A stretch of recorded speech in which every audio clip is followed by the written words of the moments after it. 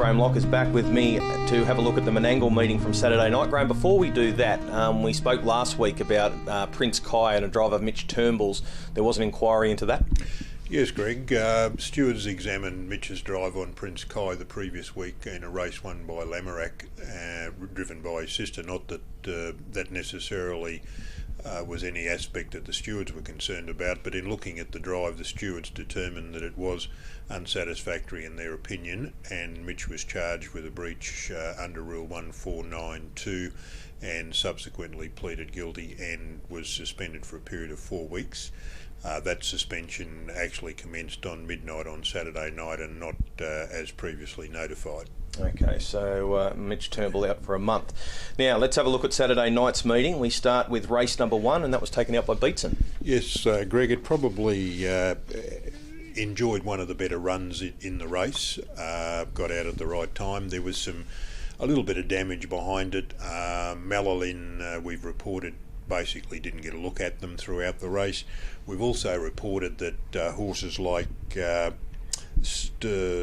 Sterling William and Major Kiwi lock wheels, and as a consequence we charged Todd McCarthy with causing interference.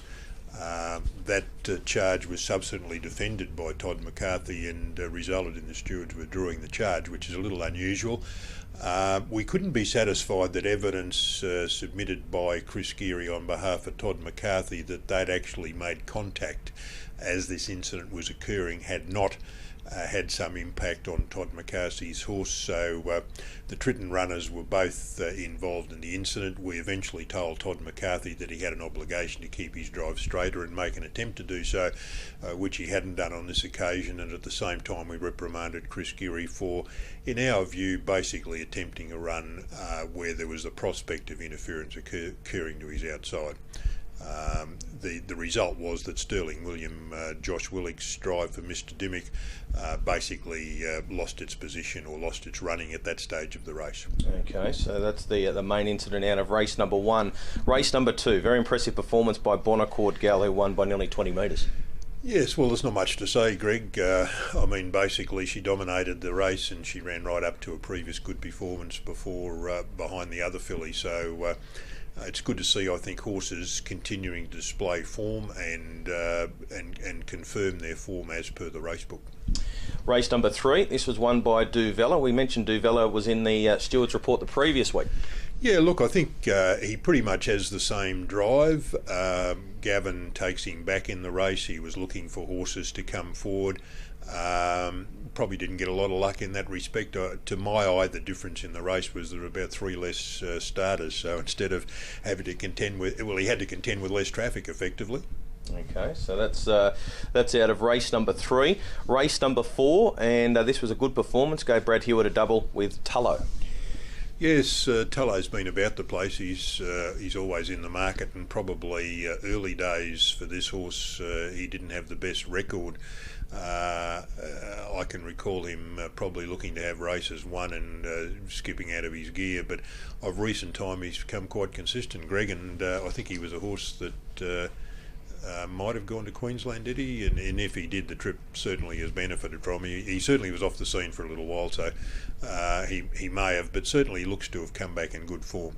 All right, I know they're looking at Chariots of Fire heats with him, so he's obviously pleasing the stable. What about the Art of Confusion in race number 5? Yes, well, there was a change of tactics put in for the stable for Admiral Joy, which was the nominal favourite in the race. Todd McCarthy had discussed with Mr Pizzuto the prospects of driving the horse a little bit more positively from the draw. It probably didn't have the outcome that the stable were looking for. As horses worked forward to its outside, it was shuffled back in the field and did have to make ground late in the race. We did ask Todd McCarthy generally his opinion on the run. He said he thought that he was happy in the run, but he said the last 2 sectionals at 27 apiece, given the fact that the horse had worked off the gate. In his view, the horse ran up to his form, but those sectionals made it difficult for the horse to make ground. We did also speak to Mr. Pizzuto post-race, and he's confirmed that he intends to freshen up Admiral's Joy before we see it again. Okay, Francisco de Gore won race number 6. It was another one of these country finals. Yes, well, I suppose Mr. Snudden went home happy to have won the race, but probably wonders what might have been. The stablemate Manav bombed the start, gave away a considerable start to the rest of the field, had no luck in the straight, and was the horse charging home in the outside. So it's got a red light all over it the next time Mr. Sudden decides to bring it to town. We did also report in this race that both Platinum Penny and Village Witch, who was a last start winner of the at Menangle, had no luck in the straight and were both untested running to the finish. Bling It On won the feature race of the night, the Tony Turnbull free-for-all, and only a small field, but a very strong one. Interesting race tactically. There was a change of tactics put in for Suave Stewie Lombo to use the gate, and he's raced more forward, got on the back of the leader. Look, ultimately, ultimately that might have brought about his undoing, to be honest, because in the straight he took a while to obtain a run, and in our view, Chris Geary pushed his luck. The horse was looking or anticipating the shift from Todd McCarthy's horse Devil Dodger up the track.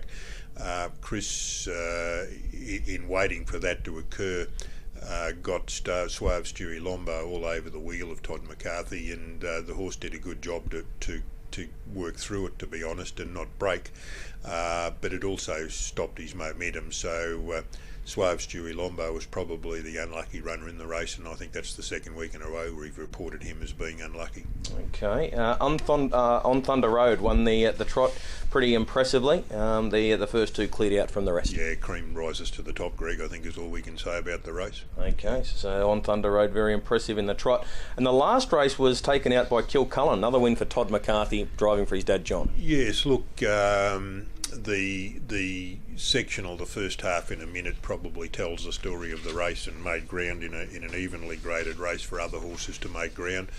We did report that I've Got a Life, Darren Hancock's drive, had no luck in the straight and went to the finish untested, or got out very, very late and was untested. Our view was that had he got clear, he would have made the race more interesting. All right, so that's the meeting from Menangle on Saturday night. Graham, thanks for your time. Pleasure, Greg.